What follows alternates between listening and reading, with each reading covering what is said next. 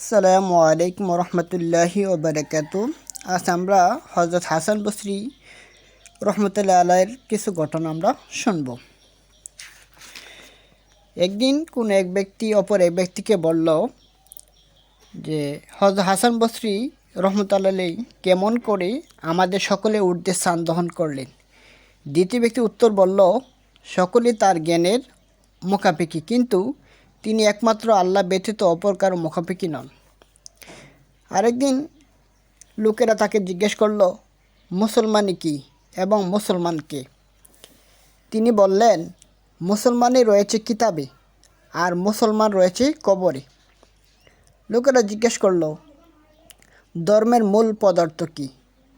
তিনি উত্তর করলেন, পরহেজগারি অর্থাৎ খোদাভীতি। তারা বলল, কোন বস্তু পরহেজগারিকে ধ্বংস করে? তিনি বললেন, লোভ। আরেকবার হাসান বসরিকে তার নসিহত করলেন তিনটি কাজের ব্যাপারে। এক নম্বর হচ্ছে, তিনি তিনটি কাজ কখনো করো না।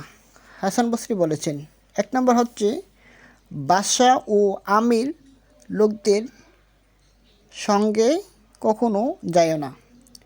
দুই নম্বর, কোনো পর্দাশীল মেয়ে মানুষ হজরত রাবে বসরির নেই সতী সাধ্বী হলেও তার সাথে নির্জনে বসিও না। এমনকি তাহাকে যদি পবিত্র কোরআন শরীফও পড়াও তথাপি তার সাথে নির্জন স্থানে বসিও না। 3 নম্বর, গান বাদ্যের মজলিসে প্রতি কর্ণপাত করো না, যদিও তা পুরুষের মজলিস হয়, কেননা এর বিপদ থেকে মুক্ত নয়। একদিন মালিক ইবনে দিনার রহমতুল্লাহ আলাই হযরত হাসান বসরি রহমতুল্লাহ আলাইকে জিজ্ঞেস করলেন, আলেম লোকের প্রধান বিপদ কী? তিনি বললেন, দিল মরে যাওয়া। মালিক রাদিয়াল্লাহু রহমতুল্লাহ আলাই আবার জিজ্ঞেস করলেন, দিলের মৃত্যু কিসে হয়? তিনি উত্তর করলেন, দুনিয়ার প্রতি অনুরক্ত হলে। হজরত হাসান রহমতুল্লাহ বলেন, আমি 4 জন লোকের নিকট অপদস্থ হয়েছি। একটি বালক, 2 নম্বর হচ্ছে একটি মাতাল, 3 নম্বর হচ্ছে একটি নপুংসক এবং 4 নম্বর হচ্ছে একজন স্ত্রীলোক। 1 নম্বর হচ্ছে যে ঘটনাটা, একদিন জ্বলন্ত প্রদীপ হাতে একটি বালক যাইতেছিল। আমি প্রশ্ন করলাম, এ আলো কোথায় থেকে আনিলি?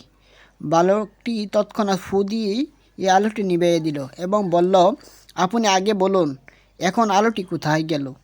অতঃপর আমি বলে দিব আলো কোথা থেকে আনিয়াছিলাম। 2 নম্বর ব্যক্তির ঘটনা হচ্ছে, একদিন জৈনক ব্যক্তিকে দেখলাম মাতাল অবস্থায় হেলে দুলে কাদার উপর দিয়ে হেঁটে যাচ্ছে। আমি তাকে বললাম, সাবধান, পা ঠিক রেখো নতুবা পড়ে যাবে। মাতাল লোকটি তৎক্ষণাৎ বলে উঠল, তুমি নিজের পাও সামলাও, তুমি একজন বিখ্যাত উলি, তোমার অনুসরণকারী বহু শাগরেদ ও মুরিদ রয়েছে। তোমার পা পিছলায় গেলে তোমার শিষ্যমণ্ডলীরাও পা পিছলাবে। এটা অতিশয় ভয়ের কারণ। আমি তো একজন মাতাল মাত্র, আমার পা পিছলাইয়া কাদায় পড়ে গেলে তখন তা ধুইয়া ফেলিব এবং আমি পরিষ্কার হয়ে যাইব। আমার কোনো ভয়ের কারণ নাই। 3 নম্বর ব্যক্তি হচ্ছে, জৈনক নপুংসকের কাপড় ধরে টানলাম। সে বলে উঠল, হাজা সাহেব, আমার অবস্থার কখনো বিকাশ হয় নাই, আপনি আমার কাপড় টানবেন না, পরে যে কি হবে আল্লাহ পাকই জানেন। 4 নম্বর ব্যক্তি হচ্ছে, একবার একটি সুন্দরী মহিলা রাগান্বিত অবস্থায় মস্তক, মুখমণ্ডল এবং 2 হাত না ডাকিয়া আমার সম্মুখে এসে তার স্বামীর বিরুদ্ধে অভিযোগ করতে লাগলো। আমি বললাম, হাত, মুখ ও মস্তক ডাকিয়া নাও। মহিলাটি বলল, আমি একজন শিষ্ট মানবের মহব্বতে এমন জ্ঞানহারা হয়ে পড়েছি যে আপনি আমাকে সাবধান না করলে হয়তো এ অবস্থায় আমি বাজারে গিয়ে তাকে তালাশ করতে আরম্ভ করতাম, কিন্তু আপনি আল্লাহ তাআলার এশকের দাবিদার একথা স্মরণ রেখে আপনি আমার মুখমণ্ডলের প্রতি দৃষ্টি না করলেই ভালো হতো। জনক বেদুইন এসে হজরত হাসান বসরিকে প্রশ্ন করল, সবর কি? তিনি বললেন, সবর 2 রকম। 1 নম্বর হচ্ছে দুঃখ কষ্ট ও আপদ বিপদে সবর করা। 2 নম্বর, আল্লাহ তাআলার নিষিদ্ধ অর্থাৎ হারাম বস্তু ও বিষয়সমূহ থেকে নিজেকে দমন করে রাখা। অথবা তিনি সবর সম্বন্ধে আরও কতগুলো গুরুত্বপূর্ণ বিধানকে বুঝিয়ে দিলেন। সে বলল, আমি আজ পর্যন্ত আপনার চাইতে শ্রেষ্ঠ কোনো জাহেদ সংসার বিরাগী লোক দেখিনি, যা আপনার চাইতে উত্তম সবরকারী কথাও শুনি নাই।